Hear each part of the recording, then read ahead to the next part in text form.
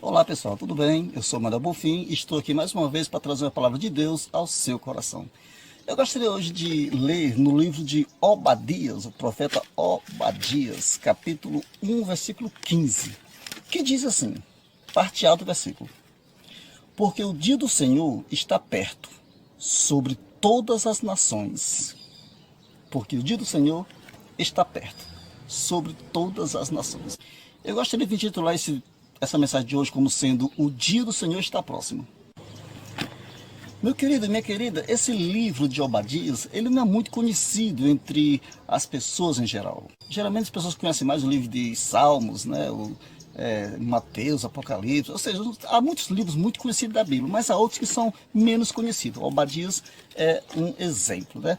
O livro de Obadias, ele fica antes do livro de Jonas, o profeta Jonas, né? Aquele que foi pregar numa cidade chamada Nínive, e o Senhor livrou todo aquele povo de uma condenação, né? Então Jonas, o profeta do peixe, né? Que passou 3 dias e 3 noites no ventre de um peixe, né?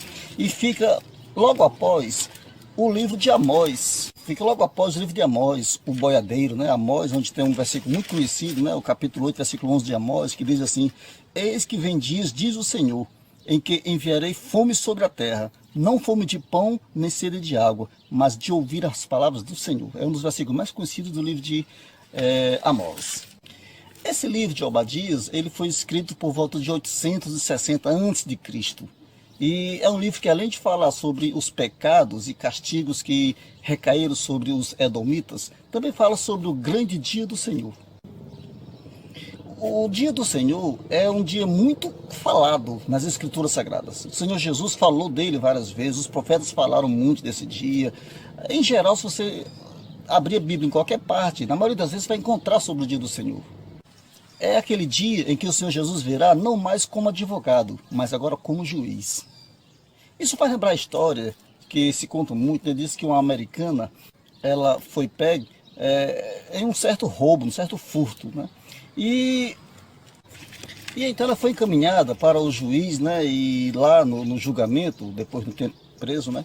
Ela teve um bom advogado e aquele advogado então conseguiu livrar aquela mulher de uma condenação. Ele conseguiu mostrar aquele roubo que ela fez, deu as suas razões, tá certo? E ela ficou muito feliz, finalmente achei um advogado bom e tal, e saiu daquela possível condenação. Tá certo? O tempo passou e conta-se a história que essa mulher ela foi flagrada novamente num outro crime, tá certo? E novamente conduzida à prisão. E chegando o dia do julgamento, ela ao chegar lá, lá na audiência, ela ao olhar para o juiz, ela percebeu que aquele juiz era o mesmo advogado que tinha livrado ela da outra vez. O advogado tinha se tornado juiz. E ela ficou feliz, opa, que coisa boa. Se como advogado ele fez o que fez, imagina agora como juiz, tá certo? E aquele homem, o juiz, olhou para ela e disse: olha, infelizmente não é como você está pensando, porque naquele dia eu era seu advogado, eu estava aqui para lhe defender. Hoje eu sou juiz, eu não estou aqui para defender você, eu estou aqui para analisar o seu crime. Então, meus queridos, aquela mulher, ela infelizmente não teve o mesmo fim que teve na primeira vez. Então, o Senhor Jesus Cristo, ele assim como aquele advogado, hoje ele está na posição de advogado. Hoje Jesus ele está aqui para analisar nossas causas, para perdoar nossas causas, para fazer-nos entender que os nossos pecados foram carregados por ele lá na cruz do Calvário. Então Jesus já levou nossos pecados. Então, em Romanos capítulo 8, versículo 1, diz que para os que estão em Cristo não há mais nenhuma condenação. No entanto, é necessário que a pessoa esteja sob os cuidados de Jesus Cristo. Então, assim como aquele juiz diz para aquela mulher: olha, a história agora mudou, não é mais a mesma coisa, da mesma forma, se nós não tivermos o cuidado e passarmos dessa vida para outra, infelizmente, ao chegar no outro lado, o nosso encontro com Jesus não será mais igual como seria aqui, enquanto estamos em vida. A Bíblia diz que ao homem está ordenado morrer uma só vez, vindo depois o juízo. Então, enquanto estamos em vida, nós temos um advogado, que é Jesus Cristo. Mas após a morte, esse advogado se tornará juiz. Em Mateus 25, versículo 41, Jesus, ele fala que o que vai acontecer após a nossa morte, se nós não formos, se nós não seguirmos essa caminhada com Cristo. Olha só o que diz Mateus 25, 41. Então dirá também aos que estiverem à sua esquerda: apartai-vos de mim, malditos, para o fogo eterno, preparado para o diabo e seus anjos. Então hoje Jesus diz: vinde a mim, todos que estão cansados e oprimidos, e eu vos aliviarei. Mas naquele dia ele vai dizer: apartai-vos de mim, malditos, a todos aqueles que não quiseram aceitar o seu plano salvífico.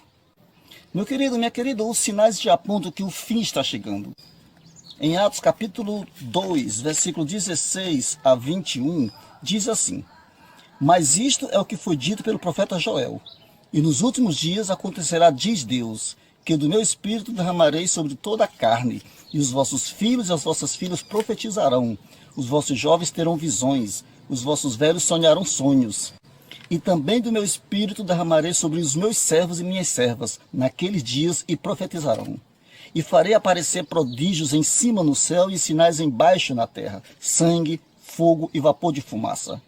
O sol se converterá em trevas e a lua em sangue, antes de chegar o grande e glorioso dia do Senhor. E acontecerá que todo aquele que invocar o nome do Senhor será salvo. Então o Senhor, ele tem hoje um escape para a sua vida, ele tem um escape hoje para a minha, para a tua, para a nossa vida. Então ele quer livrar-nos hoje da condenação.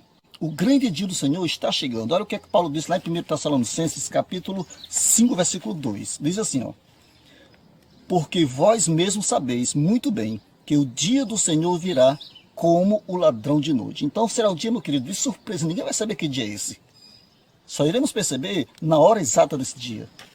Então o Senhor Jesus quer que nós estejamos preparados para nos encontrar com Ele. Olha o que é que o apóstolo Pedro disse aqui na segunda carta de Pedro, capítulo 3, versículo 10. Diz assim, olha, confirmando o que Paulo disse: mas o dia do Senhor virá como o ladrão de noite, no qual os céus passarão com grande estrondo, e os elementos ardendo se desfarão, e a terra e as obras que nela há se queimarão.